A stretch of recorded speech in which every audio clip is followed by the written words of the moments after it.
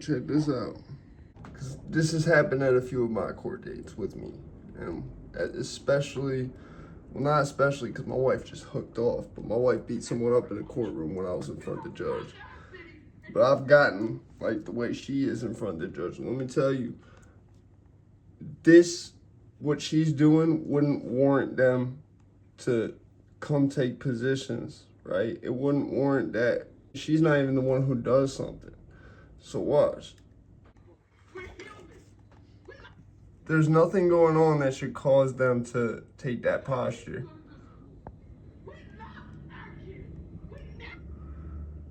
I feel bad for the city of Buffalo. Someone like this is a piece of shit who should never get to see the light of day again, and thankfully he's not. Why do his eyes look blacked out? Ew. Fuck, why'd it do that? Let's see if I can get back. I was unable to get that back. Thank God for the internet. I found it on YouTube already. There's a point with what she says. See, when they shut down on TV, they said that she said that she was going to show. They didn't actually show her saying that. Shortly after that, it seems like the marshals enhanced their presence at the courtroom. But she's not, none of her body language is threatening. There's nothing about that woman's posture. Like, if her doing that with her hand on her knee, that's not considered threatening. If she had done something like slam the table or threw papers down or anything where it's like property or people within the courtroom, she's getting in their personal space, or she's extremely loud for no reason. Like, she wasn't very loud. She was just distraught. But she was extremely loud. And, like, to a point, she kept getting closer. That would be a reason for those two marshals to take the position they took right there. You feel me? Because the only time it took like that, like, with me, was when it looked like I was going to hook off on a prosecutor or a witness. A lot of shit with it where it's like, but there's nothing that... I see the reason for the enhanced presence. I see that. These, the victim statement shits, they're, like, always, I think, part of a high-profile trial. They're, like, usually an option with every trial. Like, there's, and even when people plead out, it says, if there's anyone in the courtroom with the initials, and it'll say the person's initials, who's the victim, who would like to say anything, now's your time. And usually, in my experience, no one's ever gotten up and been like, yeah, da, da, da, da. They'd be like, anyone with the initials AM can, speak if they would like to at this time. You feel me? But, yeah, so it's like, I don't want to say it was staged. Now that I've seen more of it on YouTube, which I'll break down here, it seems to make a little bit more sense not to be completely staged. Strange how the marshals, like, came into... There was nothing that should... If there was, it should have been way earlier when she threatened him. They should have come in that position. There's nothing going on at the time when they move from the line of now, like, the whole... You got 2/3 of the whole marshals in that courthouse, in that courtroom. The only marshals that aren't in that courtroom is you got one that's answering the phone and fucking in a lockup, and then you got two that are running the metal detectors. You feel me? Yeah, there's no other court cases going on right now. It's like 1 p.m. There's nothing that should have gone from that to the two marshals, like, takes position like that. And like I said, I'm speaking from experience. So, like, it's like you have every single marshal minus, like, 3 in that courtroom at that time. But then there's nothing that she's doing when the two marshals, like, takes position like that. And like I said, I'm speaking from experience because they've done that on me. The most common place you'll see that is when someone's about to get booked in. What you'll see usually 2 marshals, sometimes 3. If it's someone, like with me, it was always like 3 or 4. They usually have 3 right there to cuff me, and then they have 1 or 2 right behind that, because I was known to get violent. But you'll see, like, right before someone gets brought in, or when they even think that that's about to happen, because they don't know what the judge's going to do till he does it. When it looks like the judge is going that way, right? I've seen people when they're already, like, getting cuffed by his, but be like, Judge, please, Judge, like, listen, I was really gonna go get that JRI bet and all that shit, Judge, like, yo, I'm so glad I was never that motherfucker.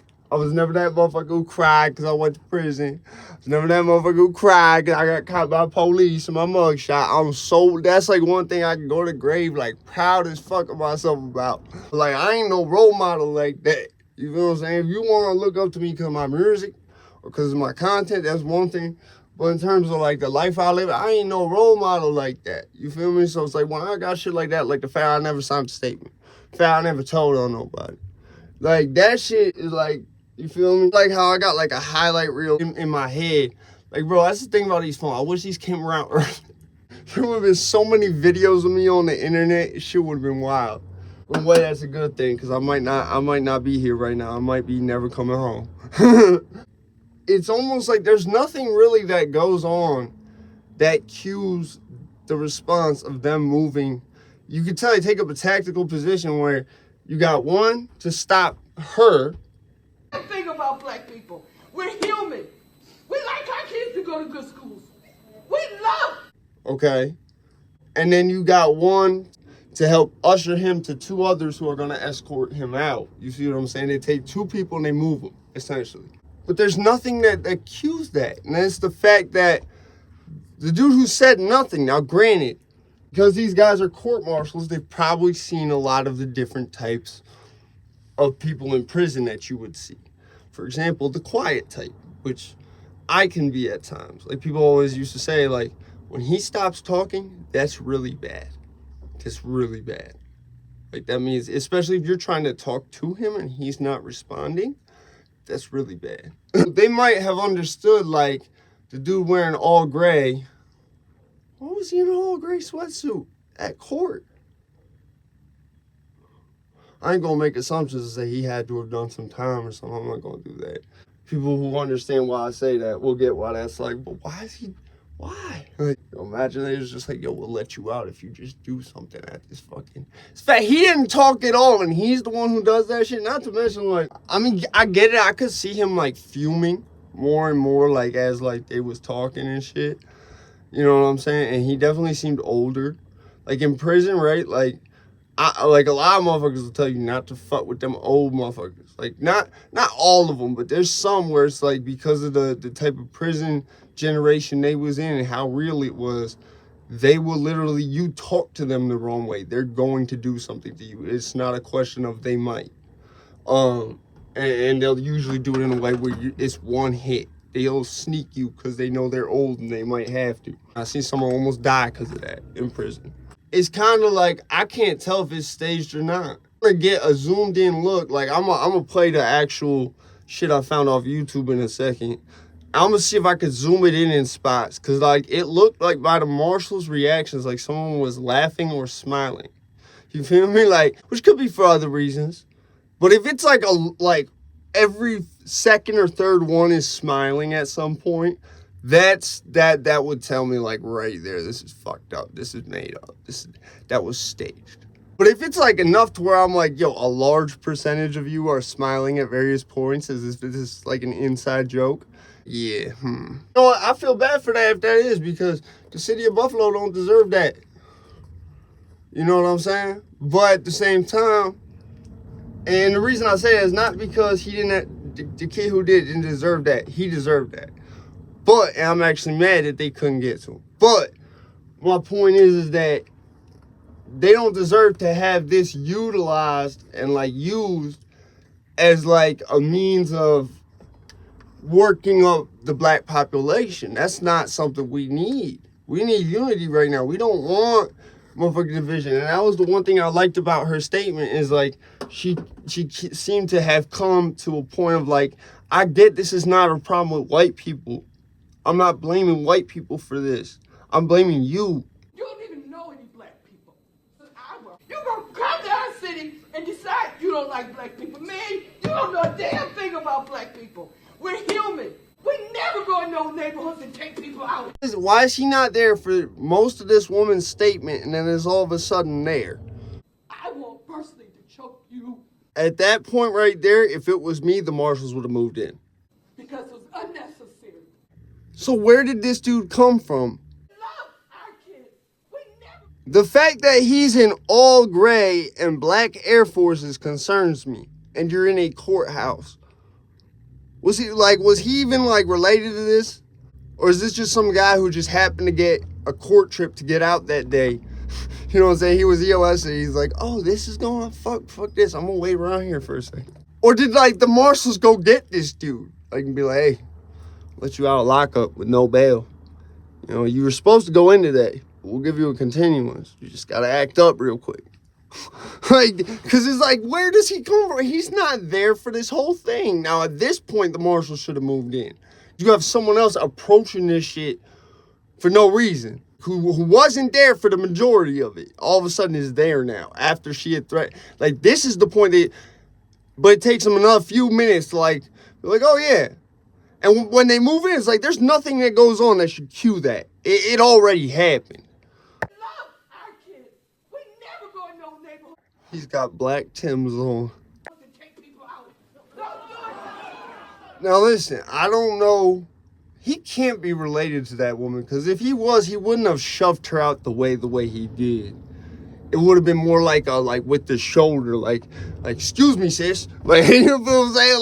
Like, cause I've been there, like where like motherfuckers was like, especially in the dorm, cause it's such tight spaces in the hallways between the bunks. Like, I've had times where like between them aisles, like motherfuckers would be like trying to get to somebody, and I was right there, and it was always like, if they respected me, which it was always like that, the motherfuckers would do it with their shoulder and always say excuse me, because that's just prison politics. You're supposed to do that. You blew off her fucking back of her head. 72 years old. This place, you better send cops. Ooh, I didn't see this yet. She said, y'all better send cops? Is that what she said there? Thank y'all for protecting me, because I will hurt you so bad. You have made me sick. You got my family crying. I miss my sister. My brother Ward goes up there and sit in the park with Cat like to be. My son called Cat triple black because you're so proud of her heritage. Yo, that was great, what she said there. It's not funny. It was great. Like, the fact that she said that, it really make her look human. It really make the whole shit look, like, it make the victims look so human. And I guarantee you, probably the prosecutor said, no, keep that in there. That makes y'all look human. You don't like black people. Man, you don't know a damn thing about black people. Okay, so there was a cue. She banged the podium. We're human. We like our kids to go to good schools. We love our kids. We never go in no neighborhoods and take people out. Don't do it. I couldn't hear that banging noise on the TV, but she banged. Yeah, she hit the property. They don't like when you do that. Like, you could bang like your hands like this. It's not going to cause that reaction unless you're known to get violent, right? Someone like me will cause, like, maybe one marshal to come over and another one to sort of come over. But they're going to be like, calm down, and then walk away, right? But, like, if you bang on the desk or something, they're going to be like, calm down, sir. Like, wait there for a good minute to make sure you calm down. You don't know a damn thing about black people. That's another good point. That's another good point, because I'll tell you this. With racism, usually, from what I've seen, it's caused either by just ignorance and being taught generationally. And I've only seen racism literally like twice. And like, I think I've talked about it on here before, where like one person was from Puerto Rico. Before this incident, he didn't really chill with black people. Puerto Rico at this time, and I don't know if they still do, has a big like racial gap between the black-skinned Puerto Ricans and the light-skinned ones. And he was light-skinned. And I guess he got kidnapped, escaped, got shot multiple times in that process. He was a juvenile.